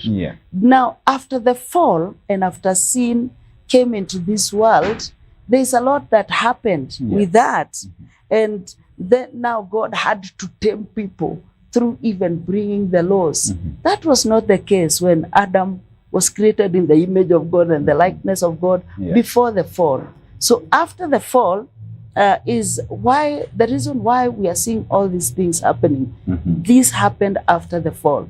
So which is also to mean people had to be tamed.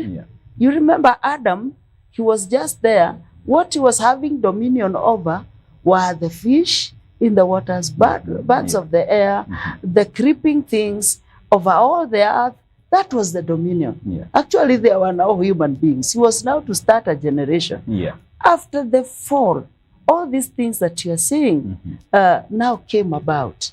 If Adam had not fallen into sin, I believe we would be having a very different kingship as opposed to what we are seeing today. As a result of sin, now the laws had to be there to govern people. And that kind of a stuff, And now, because you have explained very well, because I also believe when Adam did not fall short of the sins that we have been talking about, we should have not be having the way, or rather having this state of leadership that we have right now. Now, because we also want to understand that structure that was in the past, I can say the ancient period. What lessons can we draw from the king that the way they were using their style to lead other people and in the modern world right now? Can we draw some lessons and learn something from all those differences? So when we look at the Bible, and I will still insist that these two, the dividing line here is the intention of God when he made this man in his own image and likeness. Actually, the kingship now automatically was in Adam. And after the fall, now you see that there were different kings that operated in different times. When you read the Bible, for example, you find this and such a time, a certain king was ruling, and he started ruling from this age up to this age. And the Bible is very clear about every king in the Bible. Either he did that which was evil before God, or he did that which was right. And the Bible will go on to explain those kings that were evil, that did evil in the nations, did evil before God. The kind of oppression even the nations went through. Now, kings like King Asa in the Bible, during his time, people had a lot of peace. People enjoyed. So different kings would come with a different kind of approaches and how they behaved. Again, the fear of God was very key, because where there was no fear of God, you found oppression was upon the people.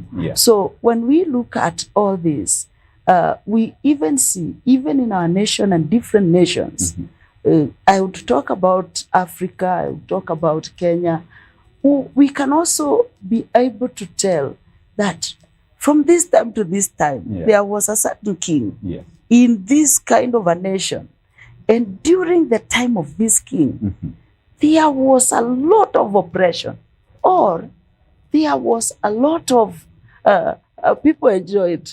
Like here in Kenya, we don't take long before we mention Kibaki.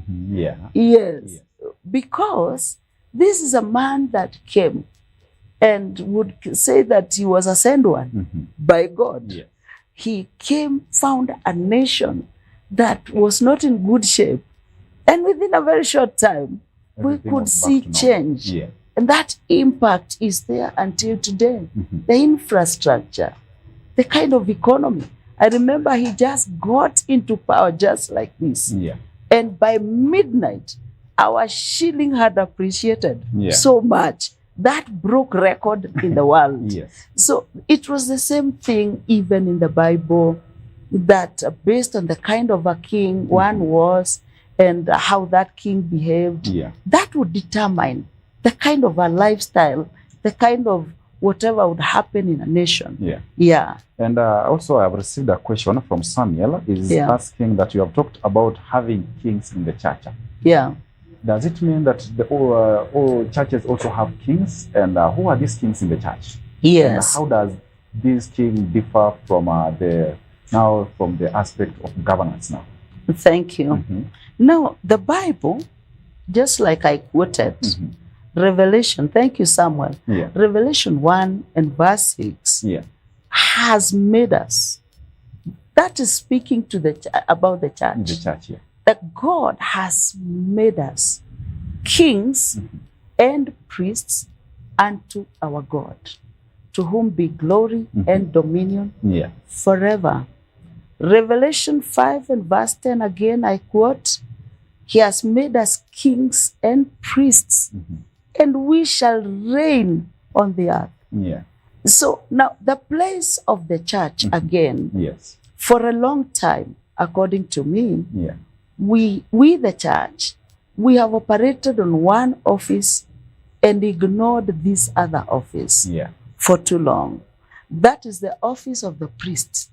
People look at the church as people who should only be doing the priesthood. Like I said, the priesthood is the mediation position between God and man. That is the work of a priest. To offer sacrifices, to stand in between God and man, to make sure they reconcile.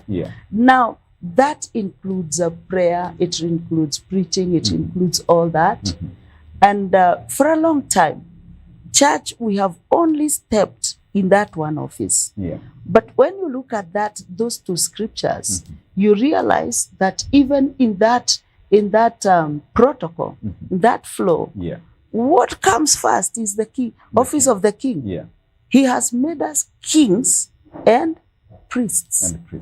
Unto our God, not unto politicians, unto our God.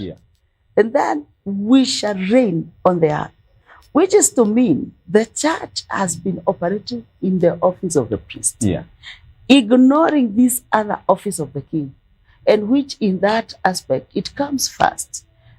A king rules. A king exercises dominion. A king makes decrees. The word of a king becomes law. You get that? It becomes law in the land. So when the church is not rising up in her position, the position of kingship, then it means life leaves no room for vacuum. What you don't occupy, something else will occupy. We can't keep on crying, complaining about politicians, but yet we, the church, are not rising up into becoming the kings that God intended. No, that brings in another question, because it has been something of discussion in our today's life, like the current state that we are having right now. People have been having that conversation. Like, they feel that it is bad for the church to produce their own king who can become a leader, a politician. I can say, like, a politician who can lead there at the office of the president. Is it good for the church to engage in politics and produce their own king? Is that really possible? Now, as the church, there are certain things the Lord spoke about the church. Of course, he's the one, according to Matthew 16, he's the one who builds the church, and the gates of hell will not prevail against the church. But looking at some of the things that Jesus would speak about the church, one, he spoke about the church as being the salt of the earth, not of heaven, not salt of the church, salt of the earth. Two, he spoke of the church being the light, not of the church, not the light of heaven, the light of the earth. And three, he spoke about yeast, yeast, a little yeast that can be mixed with the dough, and that yeast should affect the whole dough. So looking at those three aspects about the church, we now see the greatest infrastructure in the marketplace, and we look at the church, the kingship aspect, whereby we don't really have to, in the nation, it is one king who is a king and a president. In the counties, because in Kenya we have the main and the 47 county governments. It is the governor. The governors, yeah. Now, in the kingship of the church, God expects everyone to be a king and a priest unto God, and to reign and to rule wherever we are for God. So we are ruling, we're exercising dominion. The royalty we carry everywhere. We are the yeast, so we affect our surrounding, the marketplace, the homes, wherever we are, and which is to mean even in a nation, in any nation, the presence of the church as the salt, as the light, as the yeast, as the kings should also be felt. Now, when the church does not take position, because there is no problem if a church produces a president. But on the contrary, also, if there is a president who is not a church person per se, let's talk about Kibaki. We had a good person by the grace of God. He was not very churchy, much as he was a Roman Catholic. But he was not very churchy. But you see, the governance was very good. There is a way we can still affect even the systems. We as the church, if we rose up, we are still that salt that should bring flavor on the earth. We are still that light that will chase away the darkness again on the earth. We are that yeast that should be mixed with the dough again on the earth. So we shall rule on the earth. For example, when we look at the biblical aspect, like in the Bible, we see figures like David and Aaron. Aaron the priest. What lessons can the modern leaders learn from that aspect? Because David again. We have David who was chosen by God. God himself chose him. Then we have Aaron who was the priest at that time. What can we learn from that? We look at David, who was a king, who was a priest, and who was a prophet. Samuel is also another person who was playing all the three roles. Now, Aaron is in the priesthood. But when you look at Aaron, like I have just said, the kingship in him, we can't rule away that the kingship was not in. It's only that he was not in the front line. He wasn't in the front line. Why? The one who was so much in that kingship and priesthood, Moses, this Aaron was doing a lot. People would see Moses, but Aaron was the guy behind so much that Moses did. So again, I'm saying, because all of us cannot be on the top per se, but all of us are on the top, representing God and ruling. You get the point. So we need to actively be the kings that God has made and the kings that God has chosen. There's quite a lot we can do. And I've also been thinking, because you have talked about having a leader, or rather a king, who is not, he doesn't talk too much about church. Then, like, for example, we say he doesn't know anything about the church, or he's against the church. Are we going to have any problem with having such kind of a leader?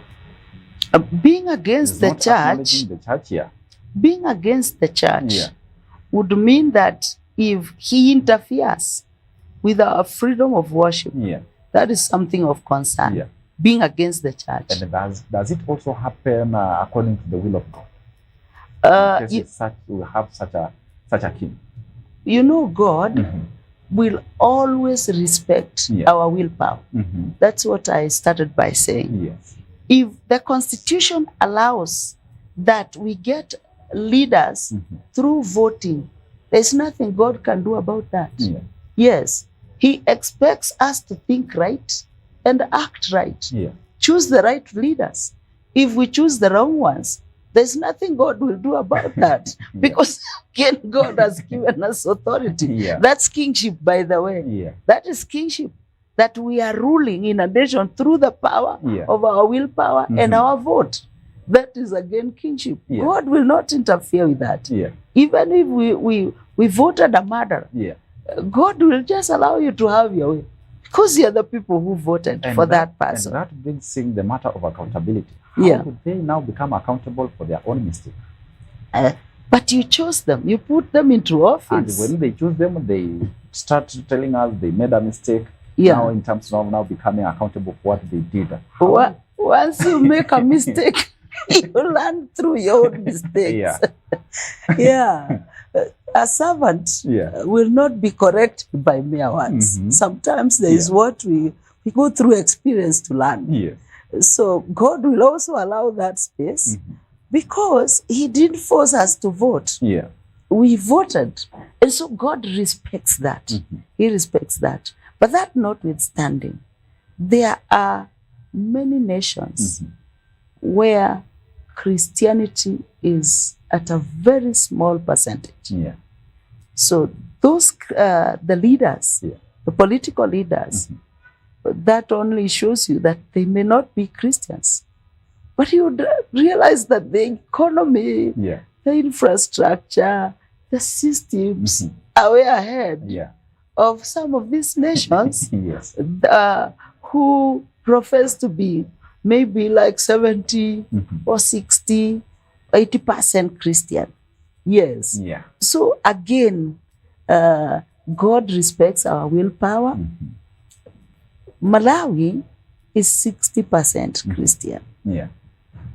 And I once had something that challenged my thinking and the whole thing.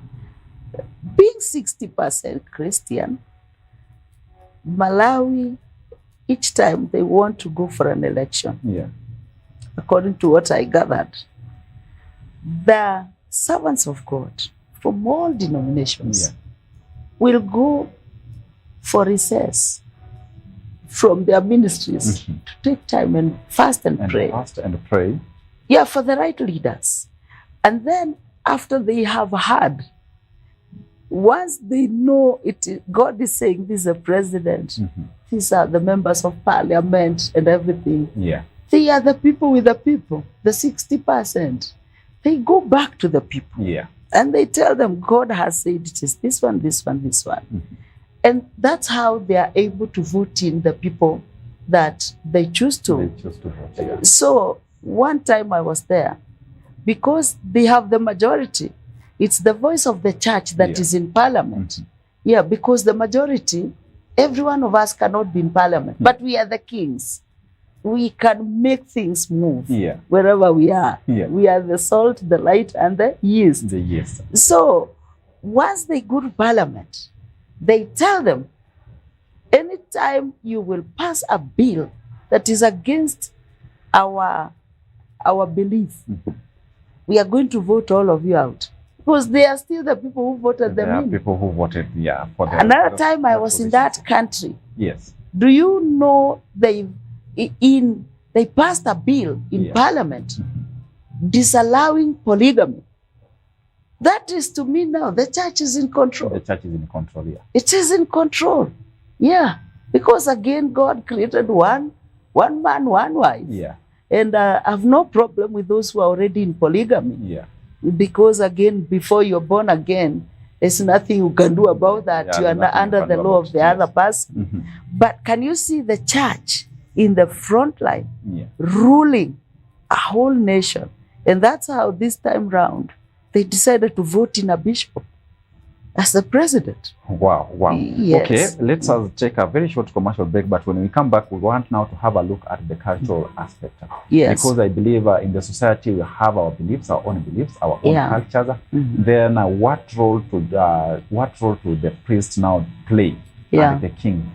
Because a king can say something, and also I believe in the position of a priest can also address the society. Yeah. Now, what do they play in those, like we have, for example, we have our cultures that maybe they cannot be that good. We can say it's not good because we have heard people talking about cultures that we have to leave them, we have to abandon them. Yeah. Then we want now to understand how they play in shaping those cultures. Yeah. We make good cultures and we do away with the bad cultures. But before that, let's have a look at Nakuru College of Commerce and Hospitality. When we come back, I also have to take a look at your questions from our social media handles and those numbers that are displaying before or rather below your screen. Nakuru College of Commerce and Hospitality offers comprehensive education ranging from artisan levels to advanced diplomas. Our courses cover food and beverage production, catering and accommodation, pastry and baking, culinary arts, tour guiding and operation, tourism and business management, fashion and design from artisan level to higher diploma, sales and marketing, banking and finance, accountancy, business management, ICT, CPA courses, hairdressing and beauty therapy, cosmetology, electrical engineering and installation. We also provide short courses in public relations, event management and entrepreneurship, as well as language classes in Spanish, German, French, Chinese, and sign language and interpretation. Our accredited examining bodies include NEC, ICM, CASNEB, NITA, and KISM. Accommodation is available for out-of-town students. We offer full-time, part-time, and online classes. For more information, visit us on the 4th floor of Equator House, Nakuru. Contact us at 0727 424 698 or 0721 582 532 or email info@nakurucollege.ac.ke. You can also visit our website www.nakurucollege.ac.ke. Nakuru College of Commerce and Hospitality, defining a culture of professional excellence. Naam, karibu tena mtazamaji, tumeweza kurejea tena. Tunaendelea na mada yetu kuhusiana na the role of kings and priests in the society. And we have talked about many things and it's good for you also to ask your questions. Tutakuwa tunapokea swali zenu pale kwenye mtandao zetu za kijamii. Nitakuwa naelekea pale kwenye mtandao wa Facebook na tuweze kusoma maswali yenu na pia kupitia nambari zetu za simu. Maswali ambayo napokea kwa sana ni kupitia nambari zetu za simu na ninatumiwa na mwelekezi wangu kwamba kuna maswali ambayo ni mengi zaidi yanajitokeza na nitakuwa ninayasoma. Kuwakumbusha tu, today we have a Dr. Alice Mungure who is a missionary. Ameweza kusafiri katika mataifa tofauti tofauti. Ameweza kutueleza kwamba so far she has been to 40 countries. And it's a good thing because when you travel to different parts of the country, you learn some new things. In the process of teaching other people, you also learn some things. But now, before we go to that part of you traveling to other countries, I've talked about culture. We have different cultures from, like, for example, in Kenya, when you go to Western, we have our own culture. When you go to Central, they have their own culture. When you go to Nyanza region, they have their own culture. Northeastern, they have their own culture. Now, because the different societies have different cultures, how do the king in the biblical aspect and priest do have a role in shaping those cultures, like we remain with the good ones and we abandon those bad practices? Yes, thank you so much. Yeah.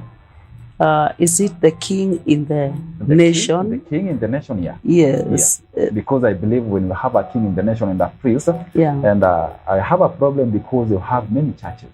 Now we can say we have many priests, but when it comes to a king, we have one king.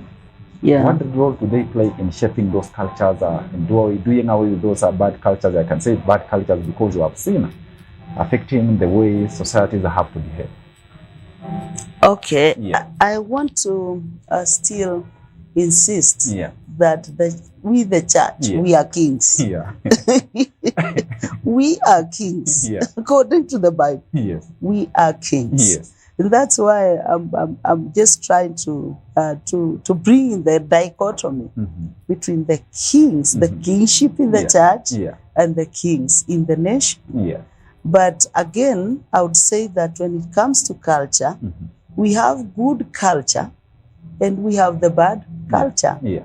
Yes, we have very good culture Yeah. and we have the bad culture. Again, this is to me and my parents. We have lived in Tanzania. Yeah. And one of the things I have learned about Tanzania basically Yeah. is about the culture that there is across the nation, where the first president, Mwalimu Julius Kambarage Nyerere, Yeah. introduced by saying, ndugu wa Tanzania, nataka tufahamu kwamba Yeah. kila mtu ni ndugu. tuache ukabaila, tuache ubepari, kwa sababu ubepari ni unyama, na ujamaa ni utu. Much as he had wanted socialism in that country, and being that the nation was a third world nation, thank God for the leaps it has made so far. It maybe would not have worked, but he had a good idea. Because of that, until today, tribalism is a non-issue. So you see, in Tanzania, it's a non-issue. I'll never forget my father, when our other part of the family came back to Kenya. My father was there. So he lived there for a total of about 34 years.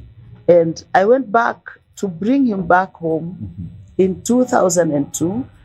And 5 years later, we had elections. And the worst happened in this nation. I'll never forget. He called me and he told me, tafuta nauli turudi Tanzania. Ile ni nchi ya amani. Because you look at that country and you admire the whole thing. There is good culture. That's what I wanted to say. And we can borrow some leads from Mwalimu Julius Kambarage Nyerere. He brought in that as a culture that has shaped Tanzania until today, even influencing the politics of that nation. Because we don't kind of see what we see in these other nations, that before, during, and after elections, there's a lot of bloodshed. Those are things that cannot happen in that nation. Again, that was a king, a president and a king that was able to influence and to shape good culture. Now, there are these other bad cultures that you find. Some of us are not so old, but maybe we've gone through history in our nation. You find that tribalism was introduced, I don't know, in 1960 what, by the then people who are there. That time, maybe I was a very young child. So because of that, down the decades, it has become like a culture where even after every 5 years, the unfortunate thing of this is still tribalism that happens even in our politics. So there is good culture, and a king can shape a good culture. And in a nation like this, maybe we may have to pray, and God is still God. If he raised a Joseph, and he has raised people, he has raised Nyerere, let's believe God that he can still raise someone who can come from where? From this nation with a very different approach and a generation that can be ready to embrace a different culture. I've talked about politics. It's a culture. And you see, it's serious. It is very, very serious. That can influence even death of people, shedding of innocent blood. There is good culture. And there is bad culture. Today, when we look at even the culture in our nation, there is a very big gap between our generation and this other generation. When growing up, you'd enter into a bus and you wouldn't sit if someone who was older than you was standing. You see, that is good culture. That is a good culture. Along the way, I don't know where we lost it at. So again, we need to look at all those things. What has influenced the loss of people diverting from the good culture that is very good for our nation to coming to a point where you find the younger generation can even abuse the older generation. So kings can influence culture positively or negatively. Yes. Now, because you have been in Tanzania, you have grown there, you have also been in Malawi because you have talked about it. Now, you in a position as a missionary, how do you see yourself embodying aspects of kinship in or kinship or priesthood in the society, or rather in your service? In my service. In your service, In my endeavor and my call as a missionary, I go to places, mostly it's through invitation, to share the word of God. One thing I believe is that the word of God has the answer to any problem Yeah. existing in this world. Any problem. Yeah. You still find the word of God providing a solution and an answer. Yeah. So now our work is just to bring it out, the people that we can be able to reach, and those that would buy into it. Again, I said, God has given us willpower. Yeah. Yeah, we do what we can as the salt, the yeast, and the light that we are to bring the change that we can bring. And what do you think the church should do in terms of fulfilling, like make sure that people fulfill their roles of kings and priests in their respective shares of the influence, rather bringing out those kings and priests in the church? Yes. Now, one is by just bringing out this light. The light, the Bible says the entrance of God's word brings light and understanding to the simple. Yeah. We need to bring on our pulpits, in our services and everywhere, the aspect and the importance of the church rising to occupy both offices. Because we have egemered on one part of the office, the priest, and we ignored this other one. And what we don't occupy, something else will occupy. Life leaves no room for vacuum. If the church is not occupying the position of the kingship, that's why the oppression comes. And whether you are born again or you are not, you are part of that nation. So you find that the spiritual realm of the nation where you are will also determine how far you rise. So if we are able to rise up, occupy both offices at the same time, because that is God's will. Revelation 1:6, Revelation 5:10, it is God's will, so that we exercise dominion, authority, and rulership. Our voice must be heard as the church.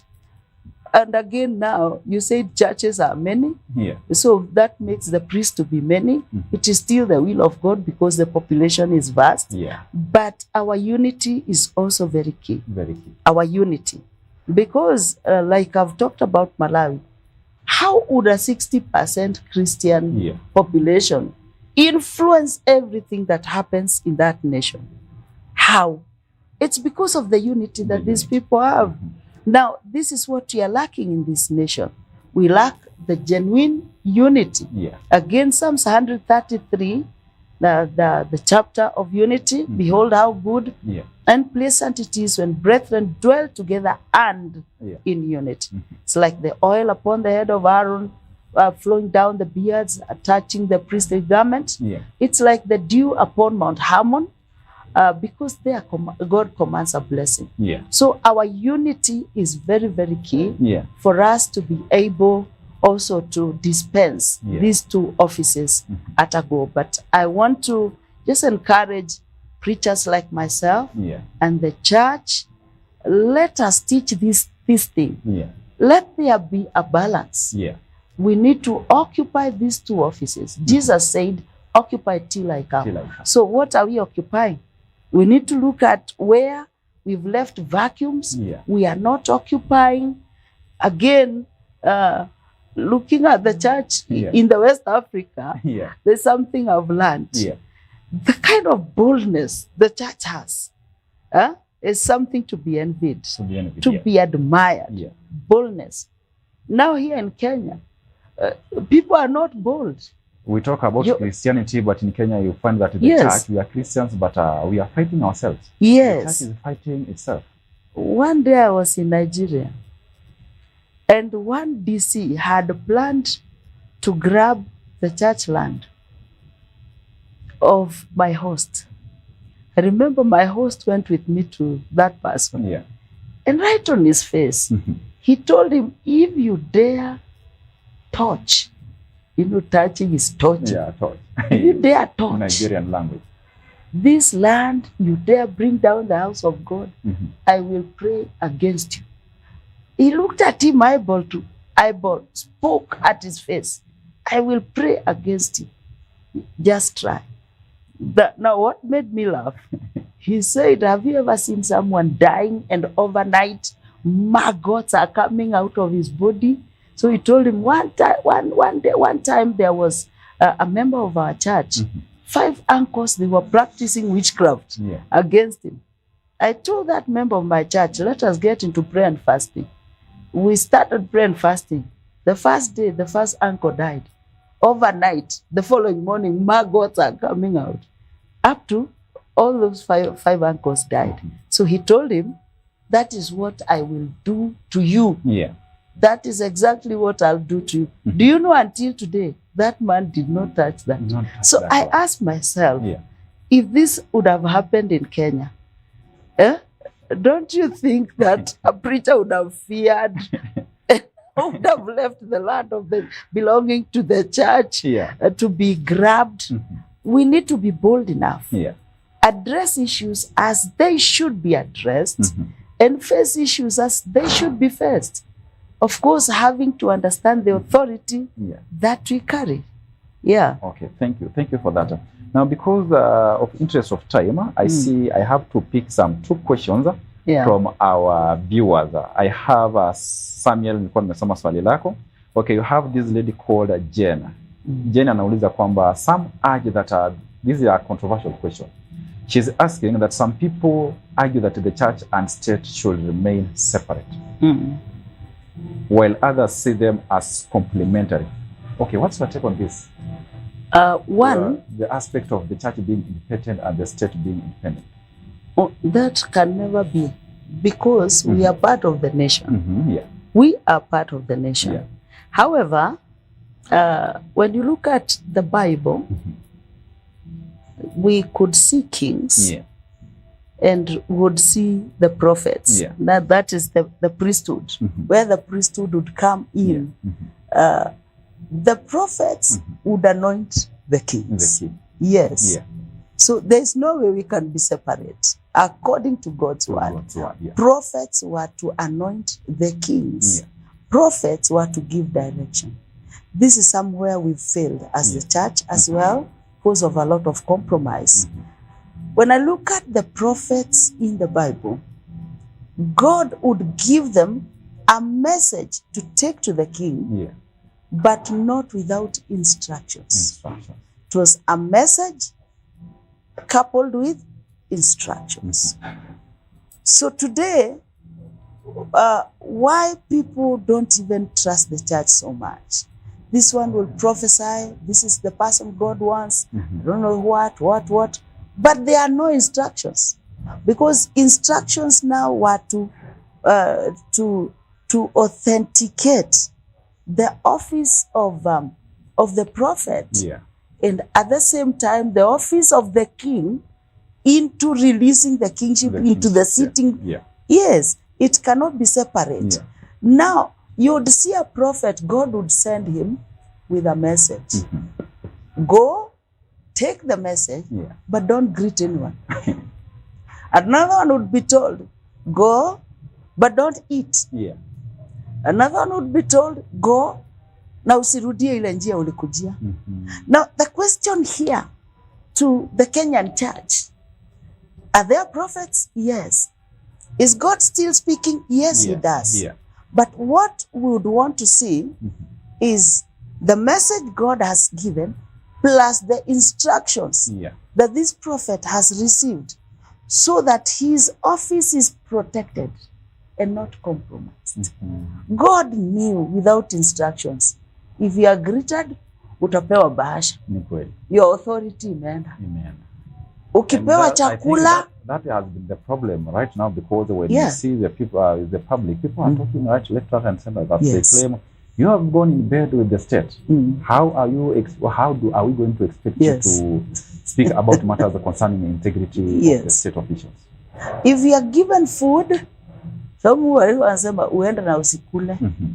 if you are given food, how do you rebuke the plate that fed you yesterday? But if you didn't eat, even tomorrow, you still have authority to go back to the same king that you send the message, God's message to, and you rebuke that king or bring some point of correction. Now, Prophets go with the message, Yeah. but without instructions. Yeah. Yes. So I believe that is also something. Yes. That is also something. Now today, when you look at the church, Yeah. kama sahi tuko pabaya sana, because people took a message. Now, instructions were lacking. Yeah. They have no authority to rebuke that plate that fed them yesterday, that time of elections. And at the end of the day, we are being blamed by the whole nation. Yeah. Yeah, you church, you brought us into this problem.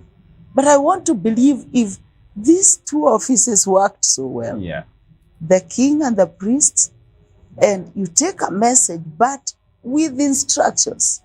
Yeah, my emphasis is with instructions. Wow. Because God has never changed. Yeah. He's the same yesterday, he's still God today, he will be God forever. So if he would give instructions plus the message, Yeah. he still should be doing the same today, because he knew Yeah. if these people go with the message without instructions, wakikula, sasa Mungu hatapata nabii kesho. And that's where we are. Yeah, that's where we are. Okay, thank you. Now, because I'm being informed that we are out of time, but maybe in 2 seconds, or rather, sorry, not 2 seconds, but 30 seconds. Yeah. Yeah. We have a Christian who feels like he was called in an area of kingship, that is political leaders, to become a political leader, or a priest, and he feels like he's not able, he's not capable. What advice would you give him or her as we wind up? Thank you. Yeah. Both offices, we have to step in them. Yeah. Please let him go ahead. Nehemiah was there. Yeah. He did both, and finally he fulfilled the assignment. Yeah. Moses was there. He did both, and he succeeded. Yeah. Daniel was in the system. Meshach, Shadrach, Abednego. Yeah. We see Joseph. He was in the system. That's why he was able to cater for a whole nation. Yeah. Esther was there, which is to mean there's nothing wrong if God has called someone. Yeah. My advice is for that person to take both, stand in both offices, but take both the message and instructions. Yeah. We have had people who went on elective political positions, but once they get there, we don't seem to see the fiery people that they were. Yeah. Is it possible? I would say yes. Because if Akina Daniel were there, they did exploits right inside the system. Again, instructions. They did not eat. So aende na afuate instructions. Usikule, wewe mwenye uko na hiyo mwito, usikule. Yeah. Usisalimiwe. Usirudie ile njia umepitia.